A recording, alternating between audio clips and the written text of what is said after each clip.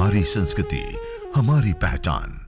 यज्ञ, योग, आयुर्वेद सदा रहे हमारे साथ।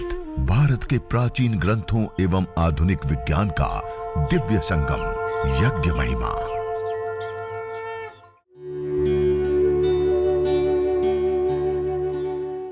भारतीय संस्कृति में यज्ञ, योग एवं आयुर्वेद जैसी अमूल्य विद्याएं हैं, जिसका मूल है वेद।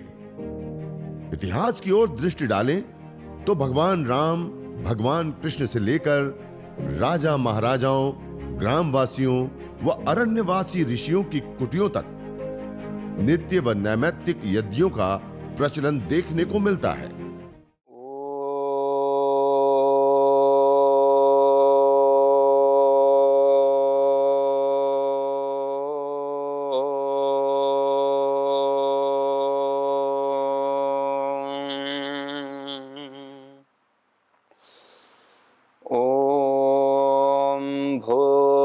भूर्भुवस्वः तत्सवितुर्वरेण्यं भर्गो देवस्य धीमहि धियो यो नः प्रचोदयात्।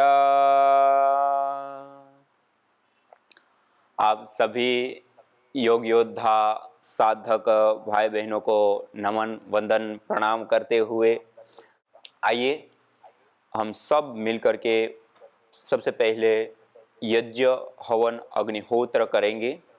तो यज्ञ की पहले तैयारी आप सभी लोगों ने कर ली होगी।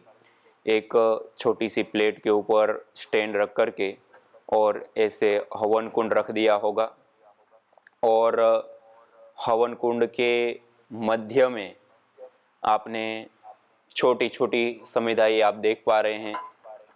इस प्रकार से छोटी छोटी समिधाएं आपने लगा दी होगी और उसके ऊपर दो समिधाएं इस प्रकार से खड़ी, ऐसे दो समिधाओं को ऐसे खड़ी लगा दीजिए और बीच में रुई, थोड़ी सी मात्रा में रुई को इस प्रकार से फैला करके और उस रुई को वेदी के मध्य वाले भाग में इस प्रकार से लगा देते हैं और थोड़ा सा गाय का घी लेकर के, गरम किया हुआ गाय का घी लेकर के उसको इस प्रकार से ये बाती के ऊपर ऐसे, वो जो हमने रुई लगाई है वो रुई को भी गीला कर दिया और उसके साथ साथ जो समिधाएं हमने लगाई हैं उन समिधाओं को भी इस प्रकार से गीला कर दिया, ऐसे समिधा भी और रुई को भी।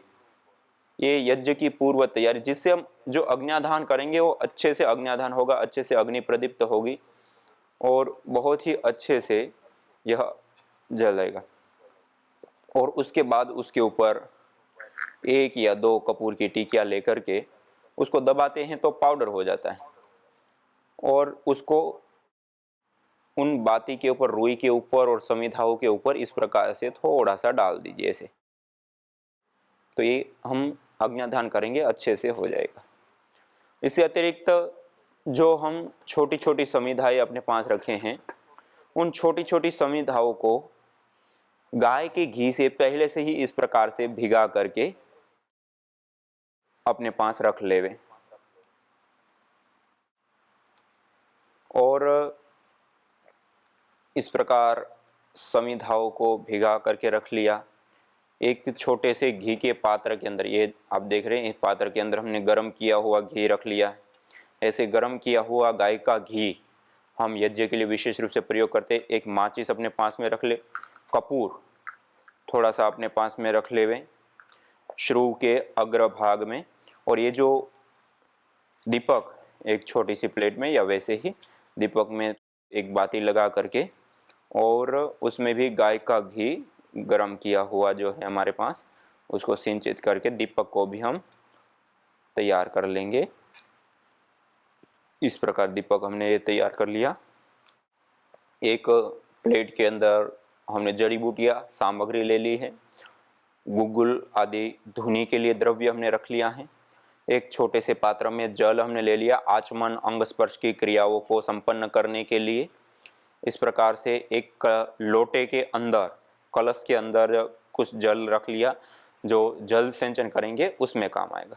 ये यज्ञ की पूर्व तैयारी हो गई। अब हम मंगलाचरण पूर्वक आज के यज्ञ को प्रारंभ करते हैं। आइए लंबा गहरा श्वास भरते हुए 3 बार ओंकार का उद्घोष करते हुए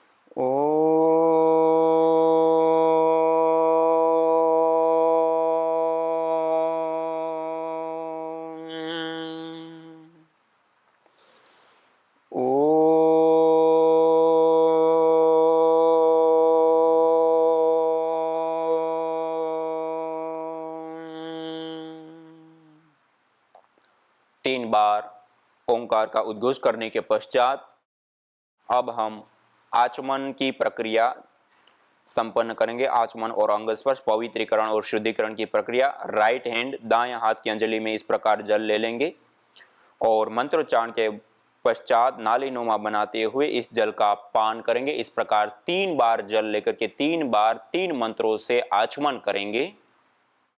ओम अमृतोपस्तरणमसि स्वाहा। दूसरी बार जल लेंगे। ओम अमृतापिधानमसि स्वाहा। तीसरी बार जल लेंगे। ओम सत्यम यशः श्रीर्मय श्री श्रयताम स्वाहा। 3 बार आचमन करने के पश्चात हाथ को धो लेंगे। जो छोटी सी प्लेट हमारे पास रखी है उसके अंदर अवशिष्ट जल को डाल दीजिए। अब लेफ्ट हैंड में जल लेंगे। बाएं हाथ की हथेली में जल लेकर के दाएं हाथ की राइट हैंड की मध्यमा और अनामिका 2 उंगलियों को जल में स्पर्श करते हुए एक एक अंग का स्पर्श करते हुए उस इंद्रिय की पवित्रता शुद्धिकरण की कामना के साथ साथ उस इंद्रियों की शक्ति की प्रभु से कामना करते हुए अंग स्पर्श करेंगे मंत्रोच्चारण पूर्वक। ओम वाङ्मास्यस्तु। ओम नसोर्मे प्राणोऽस्तु। ओम अक्ष्णोर्मे चक्षुरस्तु। ओम कर्णयोर्मे श्रोत्रमस्तु। ओम बाह्वोर्मे बलमस्तु। ओम ऊर्वोर्म ओजोऽस्तु। ओम अरिष्टानि मिंगानि तनुस्तन्वा में सह सन्तु। शरीर के सभी अवयवों के ऊपर, अंगों के ऊपर जल का छिड़काव करके यह आचमन और अंग स्पर्श की प्रक्रिया को हमने संपन्न किया। अब हाथ जोड़ करके पूरी श्रद्धा भाव के साथ युक्त होकर के ईश्वर स्तुति प्रार्थना उपासना के वेद के 8 मंत्रों का हम श्रद्धा भाव के साथ उच्चारण करेंगे। अथ ईश्वरस्तुते प्रार्थनोपासना। ओम विश्वानि देव सवितर्दुरितानि परासुवा यद्भद्रं तन्न आसुवा। ओम हिरण्यगर्भः समवर्तताग्रे भूतस्य जातः पतिरेक आसीत् सदाधार पृथिवीं द्यामुते मां कस्मै देवाय हविषा विधेम। ओम य आत्मदा बलदा यस्य विश्व उपासते प्रसिसंयस्य देवाः यस्य छायामृतं यस्य मृत्युः कस्मै देवाय हविषा विधेम। ओम यः प्राणतो निमिषतो महित्वैक इद्राजा जगतो बभूव य ईशे अस्य द्विपदश्चतुष्पदः कस्मै देवाय हविषा विधेम। ॐ ये नद्यो रुग्रा पृथिवी च दृढायेन स्वस्तमितं येन नाकः यो अन्तरिक्षे रजसो विमानः कस्मै देवाय हविषा विधेम।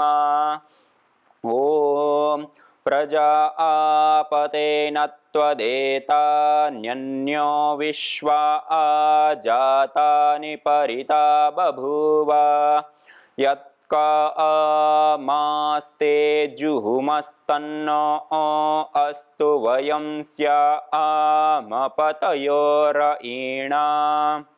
ॐ स नो बन्धुर्जनिता सविधाता धामानि वेद भुवनानि विश्वा यत्र देवा अमृतमानशानास्त्रितीये धामन्नध्येरयन्त।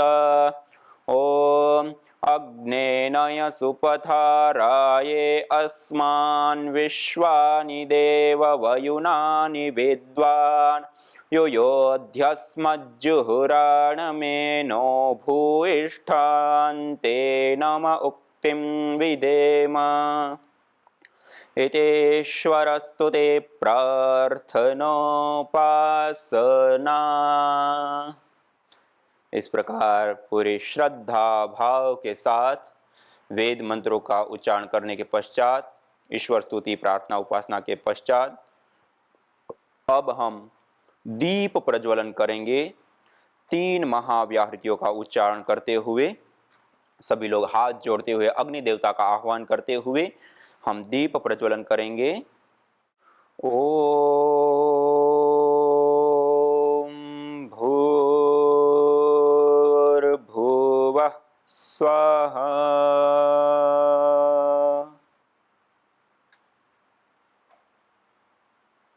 तीन महाव्याहृतियों का उच्चारण करते दीप प्रज्वलन करने के पश्चात अब जो लंबी डंडी वाला चम्मच है, श्रु है, उस श्रु के अग्रभाग में इस प्रकार से कपूर रख दीजिए और इस कपूर को इस दीपक के माध्यम से प्रदीप्त कर अगले मंत्र के उच्चारण के पश्चात हम वेदी के मध्य में स्थापित करेंगे।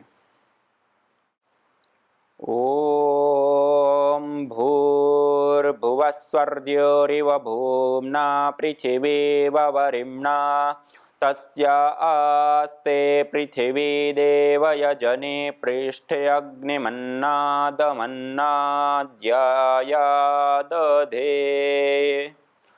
वेदी के मध्य में जो रुई हमने रखी उसके ऊपर कपूर को रख देंगे प्रदीप्त किया हुआ, और दीपक को, दिए को ईशान कोण पर, उत्तर दिशा और पूर्व दिशा का कोण होता है उस ईशान कोण के ऊपर रख देंगे और अगले मंत्र के उच्चारण के दौरान हम इस अग्नि का जो आधान किया उसके ऊपर छोटी छोटी समिधा लगाएंगे, गाय का घी देंगे और इस अग्नि को और विशेष रूप से प्रदीप्त करेंगे।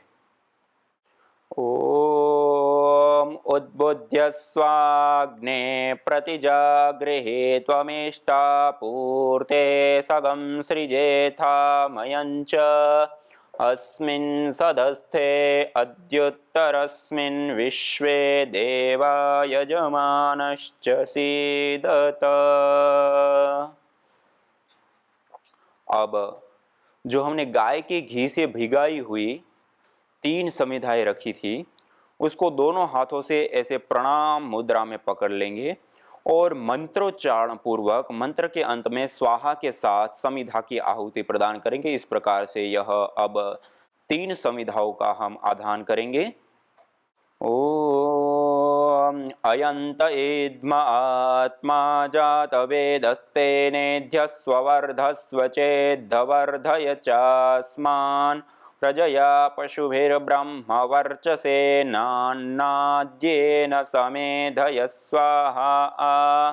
इदमग्नये जातवेदसे इदन्न मम। ॐ समिधाग्निं दुवस्यत घृतेर्बोधयतातिथिम् अस्मिन् हव्या जुहोतना सोत्सविद्धाय शोचिषे घृतं तीव्रं जुहोतना अग्नये जातवेदसे स्वाहा इदमग्नये जातवेदसे इदन्न मम ॐ तन्त्वा समिद्भिरङ्गिरो घृतेन वर्धयामसि बृहच्छोचाय विष्ठ्य स्वाहा इदमग्नये अंगिरसे इदन्न मम।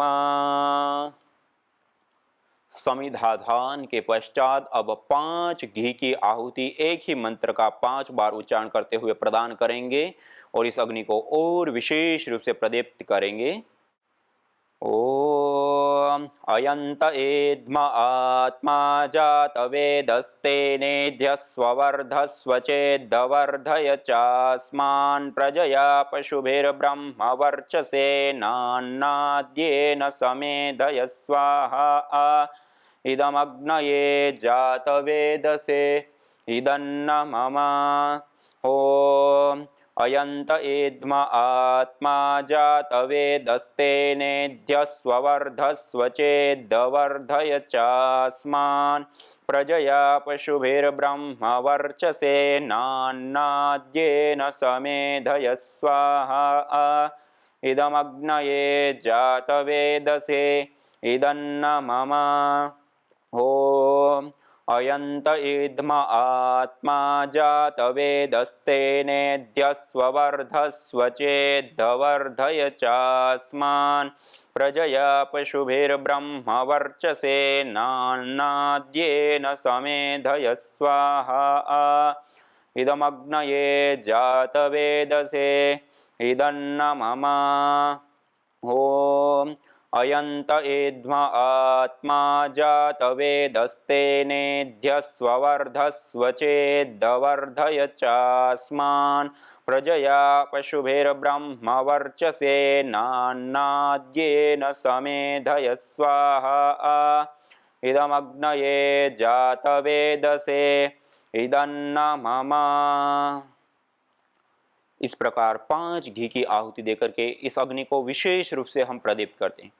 कई बार समिधाएं गीली है, सीलन से युक्त हैं, समिधाधान अच्छे से नहीं हुआ है या इस प्रकार से कोई भी कारणवश अग्नि अच्छे से प्रदीप्त नहीं हो पाई, तो इसी मंत्र का उच्चारण करते हुए 1 आहुति या 2 आहुति आप और विशेष देते हुए इस अग्नि को प्रदीप्त कर सकते हैं।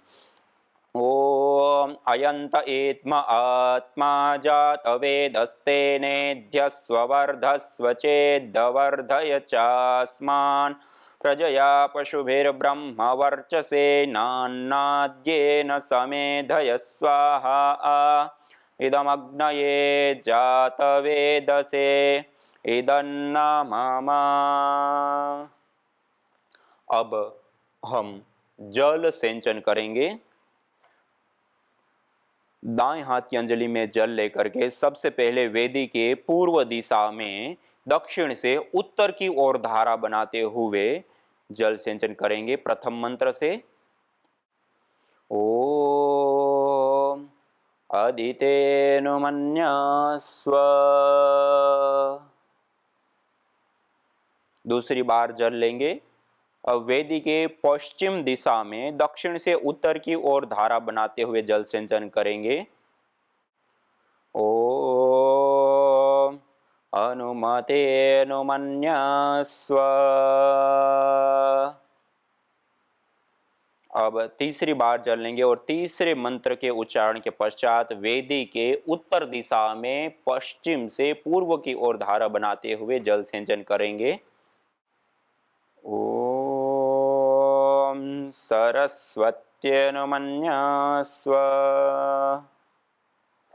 अब चौथी बार जल लेंगे और वेदी के चारों दिशाओं में जल सिंचन करेंगे। वेदी के पूर्व दिशा के ईशान कोण से प्रारंभ करके पहले पूर्व दिशा, फिर दक्षिण दिशा, फिर पश्चिम दिशा और उत्तर दिशा से होते हुए परिक्रमा क्रम से चारों दिशाओं में जल सिंचन कर कलश को ईशान कोण में ही छोड़ देंगे। ओम देव सविता प्रसुवयज्ञं प्रसुवयज्ञपतिं भगाय दिव्यो गन्धर्वः केतपुः केतं न पुनातु वाचस्पतिर्वाचन्नः स्वदतु। वेदी के चारों दिशाओं में जल सिंचन कर कलश को ईशान कोण में ही छोड़ दिया। अब हम आघारा वाज्य भाग आहुति 4 घी की विशेष आहुति प्रदान करेंगे। पहली वेदी के मध्य में प्रदीप्त समिधाओं में जो उत्तर दिशा में प्रदीप्त समिधा हैं उसके ऊपर पश्चिम से पूर्व की ओर धारा बनाते, फिर दक्षिण दिशा में स्थित समिधा के ऊपर पश्चिम से पूर्व की ओर धारा बनाते हुए और 2 आहुतियां वेदी के मध्य में, ऐसे 4 घी की आहुति प्रदान करेंगे। ओम अग्नये स्वाहा इदमग्नये इदन्नमम। ओम सोमाय स्वाहा इदं सोमाय इदन्नमम। ओम प्रजापतये स्वाहा इदं प्रजापतये इदन्नमम। ओम इंद्राय स्वाहा इदमिंद्राय इदन्नमम। आघारा वाज्य भाग आहुति के पश्चात अब जो हमने जड़ी बूटियां तैयार की है ली हैं उन जड़ी बूटियों को भी अपने पास रख लेंगे। अब हम जड़ी बूटियों की भी साथ साथ में आहुति देंगे, गाय के घी की और जड़ी बूटियों की साथ में आहुतियां देते हुए प्रातःकालीन सायंकालीन विशेष देव यज्ञम अग्निहोत्र जिसको कहते हैं उसकी विशेष आहुतियां प्रदान करेंगे।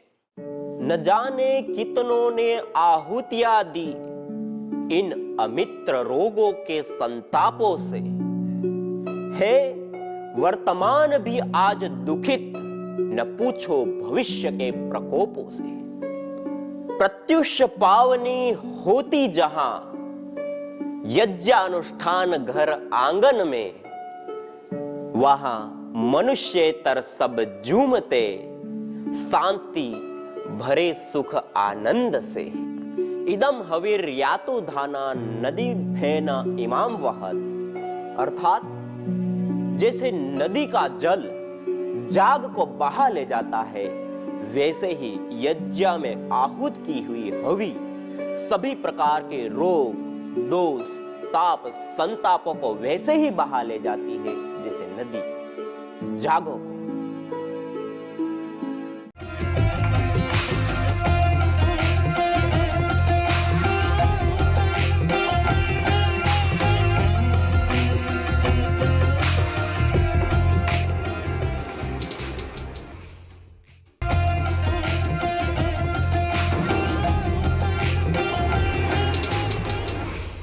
सामग्री के रूप में 4 गुणों से युक्त द्रव्य, पुष्टिकारक, सुगंधित, मिष्ट, रोग निवारक आदि द्रव्य, त्रिदोष सामक जो द्रव्य होते हैं उन द्रव्यों का सम्मिश्रण करके भी हम इस विशेष हवन सामग्री का प्रयोग कर सकते हैं। जैसे ये पतंजलि दिव्य हवन सामग्री और यह पतंजलि आस्था हवन सामग्री, ये 2 हवन सामग्री ऐसी है जिसके अंदर बहुत सारी जड़ी बूटियों का सम्मिश्रण है और इन जड़ी बूटियों का प्रयोग करने से, सामग्री का प्रयोग करने से हम सभी प्रकार की सिद्धि को प्राप्त कर सकते हैं।